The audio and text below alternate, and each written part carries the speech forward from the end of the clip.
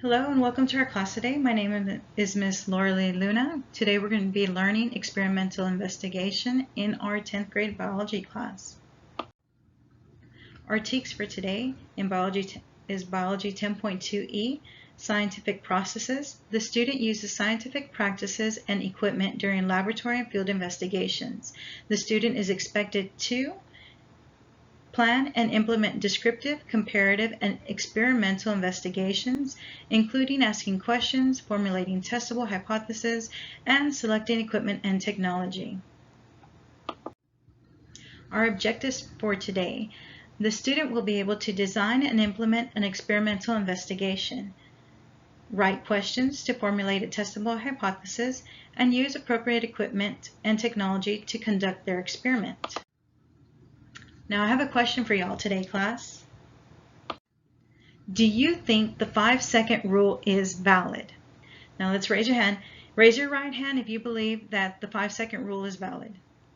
Now raise your left hand if you think it's invalid, it's not true. All right. Now, Michelle, can you go ahead and count how many of those are valid? And David, can you count how many of those think it is invalid, not true? Thank you. Now I'm going to show you a video today. Let's sit back and let's watch it.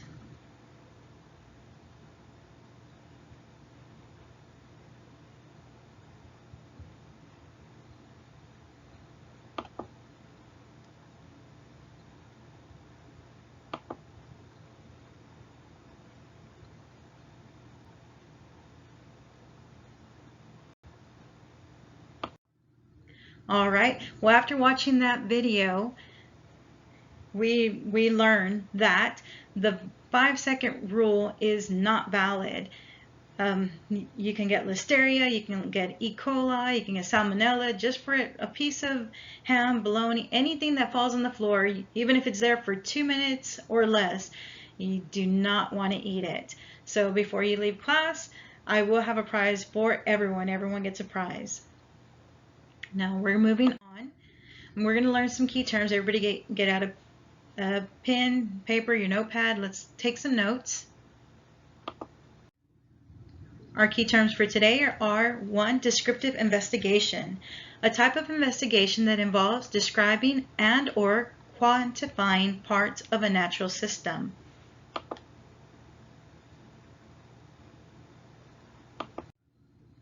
An example of this is, let me go back here,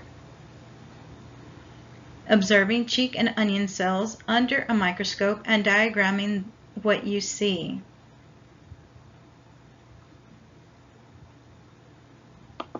Next, comparative investigation.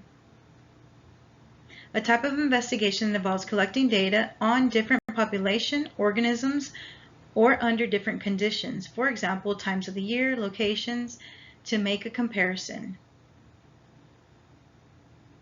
An example of this is, does drought affect the population of citrus trees in South Texas? Now, if you go back and you research this, drought does affect citrus trees. Citrus trees need a certain amount of water per year. And here in the valley, it gets really hot. So in order to keep those trees fresh, they have to do systems of irrigation. They can do drip irrigation. They do flood irrigation. And as we know, there's agriculture jobs that do this and that run experiments on this. This is actually my field of expertise, is where I learned and I did my field experiment for my master's degree.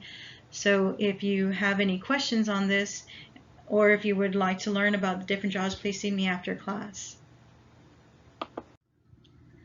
Next, we have an experimental investigation, a type of investigation in which a fair test is designed, in which variables are actively manipulated, controlled, and measured in an effort to gather evidence to support or refute a causal relationship.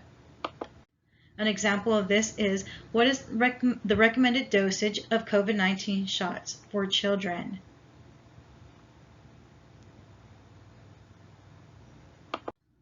Observation, the process of using one or more senses to gather information. Now, what are our senses? We have the qualitative senses, your sight, hearing, taste, touch, and there's also quantitative observations like the data that you measure, or if you use a scale, how much something weighs, what the temperature is, how long something is, what's the volume, what's the weight. Those are different types of observations. Next, inference. An interpretation of an observation based upon evidence and prior knowledge. Inference. How do I do that? What is an inference? What I read plus what I know is an inference. What you read. Like if you read an encyclopedia or a dictionary, and what you know, what you've learned from experiences, helps you infer something, kind of like an educated guess. Independent variable. Now we're going to be using these independent variables in our experimental investigations. An independent variable is the variable that is changed on purpose for the experiment.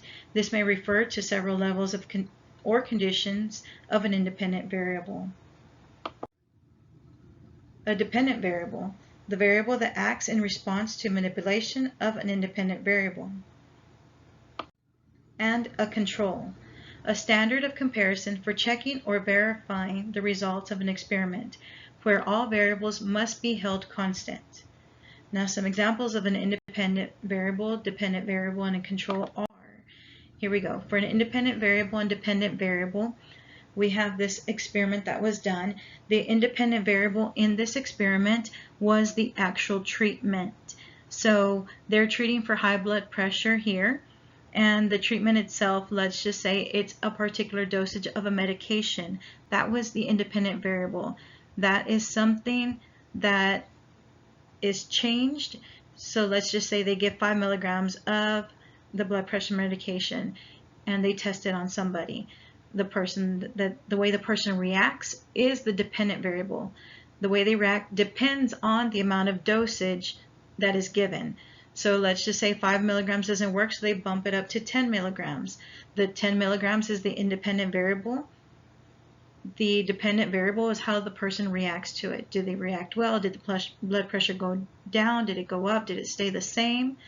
So those are your two different variables. Independent variable, something you choose, you're choosing to manipulate yourself. And the dependent variable, it depends on the independent variable. Now your control is something that is stable, whether it be I'm going to test all males, I'm going to test all females, I'm going to test a certain age group between 30 to 40 years old.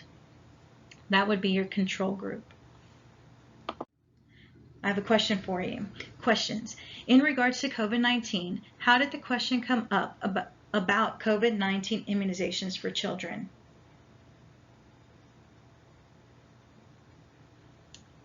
That's right. The question came up about COVID-19 immunizations for children is because they saw that it was working for adults. They noticed there's an issue. Children were also getting sick as well. So they said, how can we solve this issue? Next, what was the problem? And I think I just gave that away, but thank you for your answers. The problem was that children were getting sick as well, so they needed to find the solution. On to our next question. How did they find a solution? That is correct. They ran tests, they did experiments, they saw that it worked in adults, and they did tests to see if it would work in children as well. As they manipulated dosages for adults, they manipulated dosages for children, and they found the best recommended dosage for children that would work without harmful side effects. Correct, thank you. All right, next we're going to jump into our group work. We're going to get into groups of 4, and we're going to do an experimental investigation. We're actually going to do the 5-second rule experiment that we watched at the beginning of the class. I want you to get in groups of 4, choose a facilitator. The facilitator is going to read the directions, make sure everybody's on task, kind of guide the group. And we also need a materials manager. The materials manager is going to get everything that you need. It's going to help out the experimentalist. We'll find a beaker if they need a beaker, the petri dish, all the materials that they need. A materials manager will take care of those materials, bring them to the table, and put them away when they're done. We also need an experimentalist. The experimentalist will be the one that does the actual experiment. And last but not least, we need a data collector. Take out your science journal. The data collector will write down all the information in their science journal. All right, class, let's get to work. If you have any questions, feel free to reach out to me and I'll be right there to help you.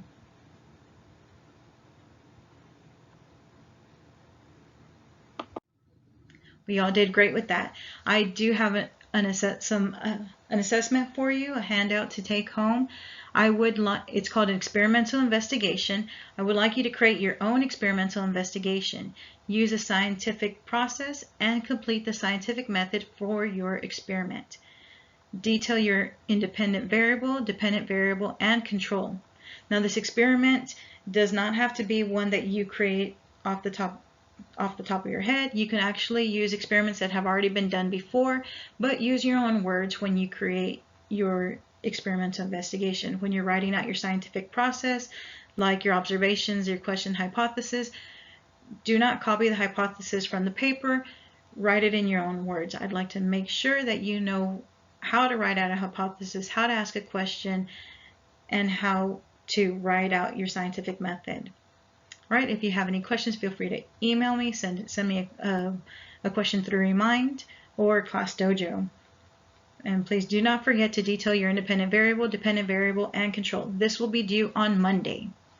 Thank you, class.